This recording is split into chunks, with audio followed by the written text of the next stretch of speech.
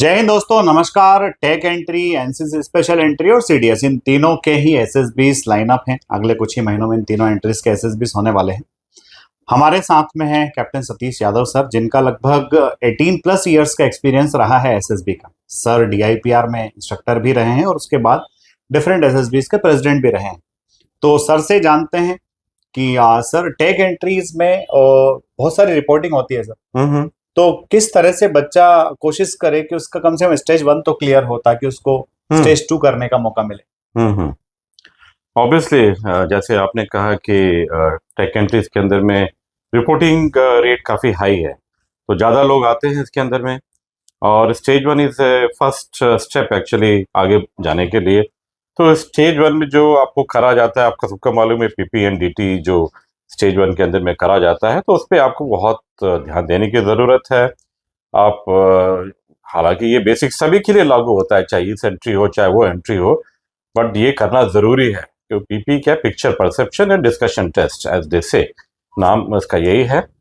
तो जो भी आप पिक्चर परसेप्शन के लिए तैयारी कर रहे हैं, तो रियलिस्टिक स्टोरी बनाइए और पिक्चर को जो भी आप देख रहे हैं उसको प्रॉपरली देखिए। उसके अंदर में कुछ मिस नहीं होना चाहिए, और उसका हीरो कौन बना रहे हैं, किससे किसको आइडेंटिफाई कर रहे हैं, वो उसमें प्रोमिनेंटली दिख रहा है कि नहीं दिख रहा है, वो आपको क्लियरली आइडेंटिफाई करके उसके बारे में बनानी चाहिए स्टोरी। और फोरग्राउंड में क्या है, बैकग्राउंड में क्या है, और जो भी कुछ दिख रहा है कहीं ना कहीं सभी का उसके अंदर में समावेश होना चाहिए आपके स्टोरी के अंदर में। ये नहीं कि सिर्फ एक चीज, मेन चीज पकड़ ली और उसी के अराउंड में अपनी स्टोरी बना दी, तो वो गलत हो जाएगी। तो इसलिए relevancy is very very important. आप पिक्चर की जो स्टोरी बन रही है वो रेलिवेंट होनी चाहिए, पहली चीज। अगर आपने ये काम कर लिया तो आपका परसेप्शन ठीक रहा, आपकी स्टोरी अच्छी बन गई। लेकिन उसके बाद में आ जाता है नरेशन, और नरेशन एंड उसके बाद में आता है डिस्कशन। ये भी एक बहुत बहुत इंपॉर्टेंट इशू है।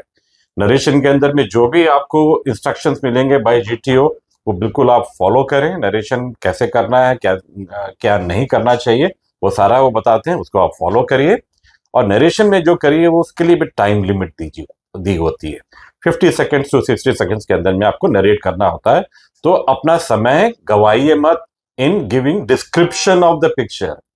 अब डिस्क्रिप्शन पे ना ध्यान देते हुए एक्शन पे ज्यादा ध्यान दीजिए। आपकी स्टोरी में जो एक्शन हो रहा है उसको आप नरेट करिए और मुद्दे की बात करिए बेसिकली। अगर मुद्दे से हट के डिस्क्रिप्शन में जाएंगे तो आप टाइम वेस्ट करेंगे। हो सकता है कि वो नेक्स्ट बोल के आपकी स्टोरी का नरेशन को रोक दे, तो वो नहीं होना चाहिए। तो प्लीज अपनी लिमिट में रहिएगा।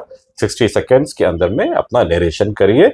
और आपका नरेशन के अंदर में ऑफकोर्स करने के लिए जो आपकी आवाज होनी चाहिए वो शुड बी लाउड इनफ होनी चाहिए। आपकी बोलने का तरीका कॉन्फिडेंट होना चाहिए, और बाकी सब लोगों को ऑडिबल होना चाहिए। और ये नरेशन आप किसके लिए कर रहे हैं? नरेशन कर रहे हैं अपने ग्रुप के लिए, नॉट फॉर द असेसर्स। तो जो अपने ग्रुप की तरफ देखते हुए आप अपना ये नरेशन करिएगा। ओके, और इंग्लिश में करने की कोशिश करिए। अगर मुश्किल आती है कहीं तो हिंदी में भी बोल सकते हैं, कोई ऐसा इशू नहीं है कि आप हिंदी में नहीं बोल सकते, लेकिन अपना स्टोरी को कंप्लीट करिए इंग्लिश और हिंदी मिला के। ओके, तो हम मान के चलते कि आपने नरेशन भी अच्छी तरीके से कर लिया।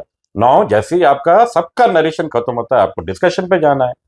तो discussion is another very very important. यहां पर डिस्कशन में बहुत सारी चीजें आपको करनी पड़ती है, क्योंकि जैसे ही आपका नरेशन खत्म हुआ सब लोग बोलना शुरू कर देते हैं। Everyone tries to give. और ये जैसे कि शुरू में हमने बात करी कि बड़ा बड़ा बैच बनता है, इसके अंदर में ज्यादा लोग आते हैं, रिपोर्टिंग ज्यादा है टेक एंट्रीज के अंदर में। तो यहाँ पे आपका जो बैच बनेगा कम से कम 12 से 15 लोगों का बैच बनेगा। और कहीं ना कहीं काफी कुछ रिपीटर्स भी होते हैं इसके अंदर में।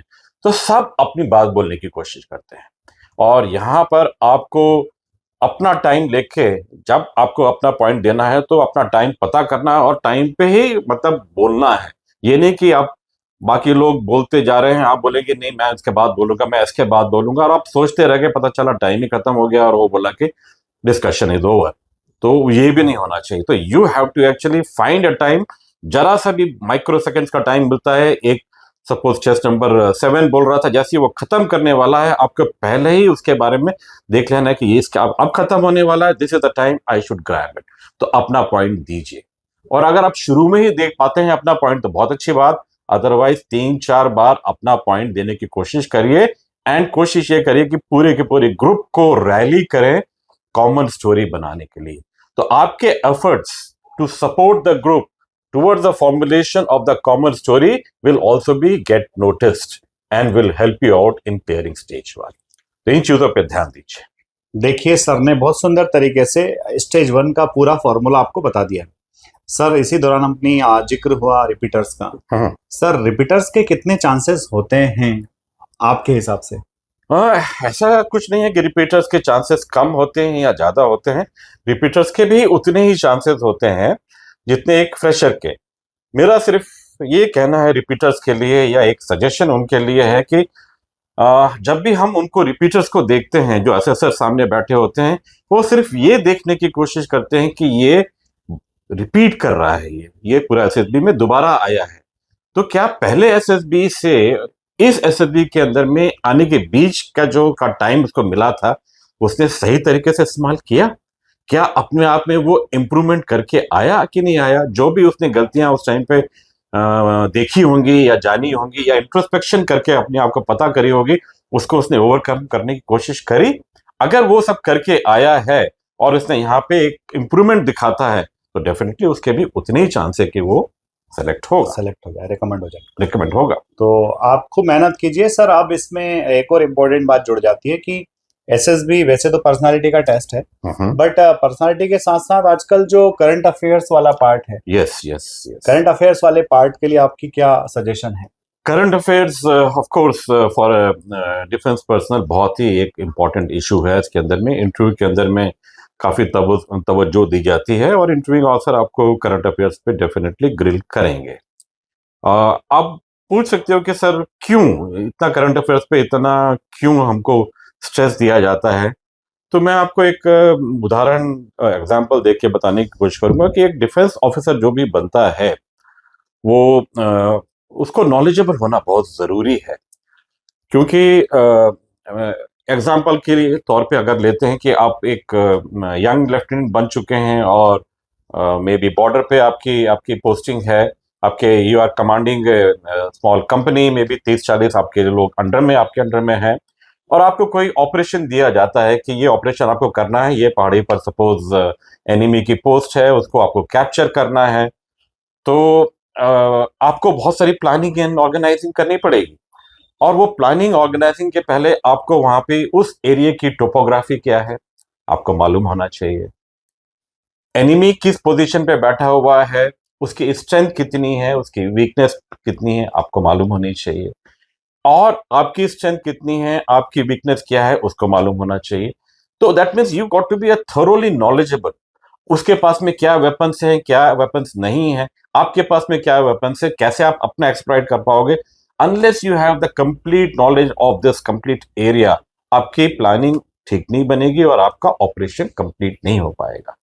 तो जितना आप नॉलेजेबल पर्सन पहले से ही होगे, उतना ही आपको ये हेल्प मिलेगी। तो इसीलिए यहाँ पे जब हम ये क्वेश्चन पूछते हैं करंट अफेयर्स को लेके, तो हम बेसिकली जानना चाहते हैं कि आप में वो क्यूरियोसिटी लेवल है कि नहीं, कुछ आगे अपने आप में इंप्रूवमेंट करने की एक ललक है कि नहीं। अगर वो है तो डेफिनेटली आपके पास में नॉलेज अच्छी होगी और ये चीज आपकी एक हैबिट बन चुकी होगी, और एक आपको एक अच्छा डिफेंस ऑफिसर बनने में डेफिनेटली मदद करेगी। तो ये एक इंपॉर्टेंट इशू है जिसको आपको करना चाहिए, पढ़ते रहना चाहिए और कंटिन्यूसली करिए। ये नहीं कि एक दिन आपने किताब उठाई और करंट अफेयर्स पूरा दिन रात पढ़ लिया 24 घंटे तो करंट अफेयर्स इंप्रूव हो जाएगा, ऐसे नहीं होगा। It has to be an habit, every day आपको इंक्रीमेंट करना पड़ेगा और जरूरी है। सर लास्ट क्वेश्चन कि सर कॉन्फ्रेंस में बच्चा कई बार चूंकि 4 डेज तक ऑलरेडी परफॉर्म कर चुका है, तो कई सारे टेस्ट में कुछ कुछ गलतियां करता है और वो गलतियां कई बार आत्मविश्वास थोड़ा सा लो कर देती है। तो कॉन्फ्रेंस में बच्चा किस तरह से जाए, किस कॉन्फिडेंस को लेकर के जाए, कॉन्फ्रेंस को किस तरह से हैंडल करे? Conference it's a very important actually. Conference is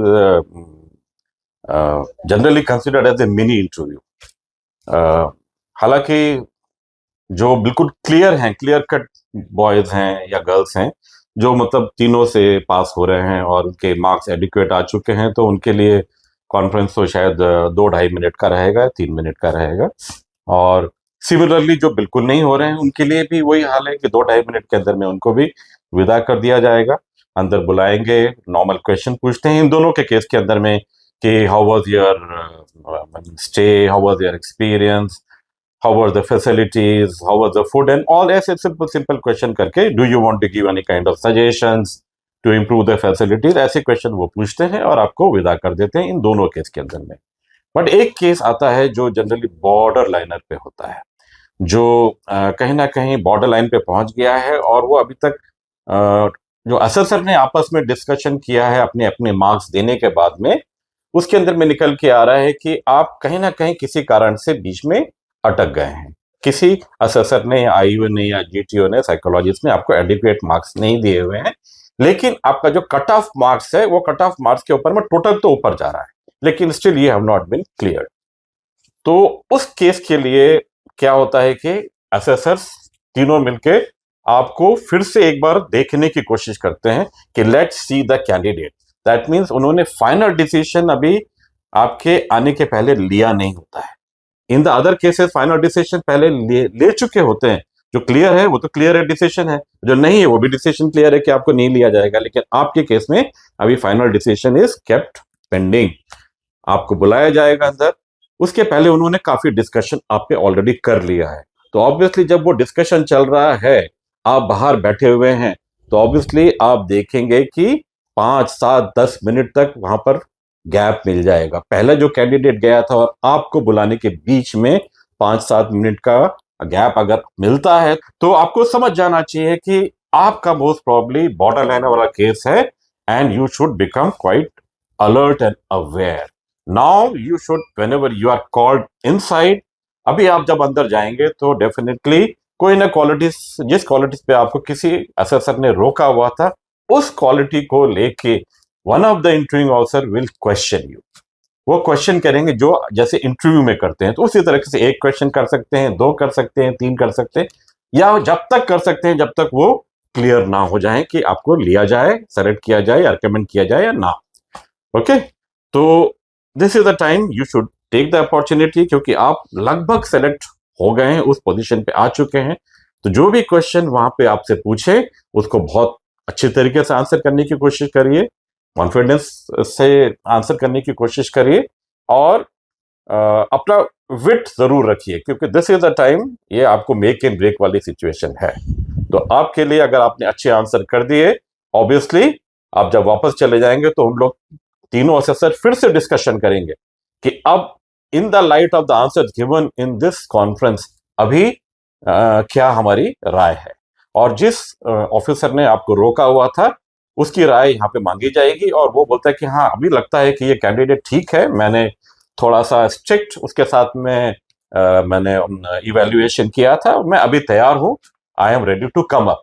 the moment he said I am ready to come up, आप व्हाट क्रॉस कर गए और आप रिकमेंड हो जाएंगे।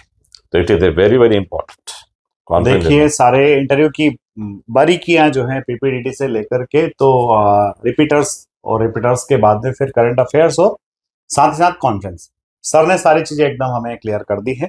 खूब अच्छे से मेहनत कीजिए, और अगर सतीश यादव सर से आप पर्सनल गाइडेंस लेते हैं तो आपके बहुत हाई चांसेस होते हैं कि आपको एसएसबी के अंदर खूब अच्छे मार्क्स मिले और आप मेरिट में टॉप पोजीशन बरकरार रख सको। ऐसे ही हमारे कई सारे होनहार बच्चों ने ऑल इंडिया रैंक 1 हासिल किए। निश्चित तौर पर रिकमेंडेशन होगा सर से। अगर आपको एसएसबी इंटरव्यू का गाइडेंस लेना है तो दिए गए नंबरों पर कॉल कीजिए, अपनी सीट बुक कीजिए। Sir thank you so much. Thank you very much. जय हिंद।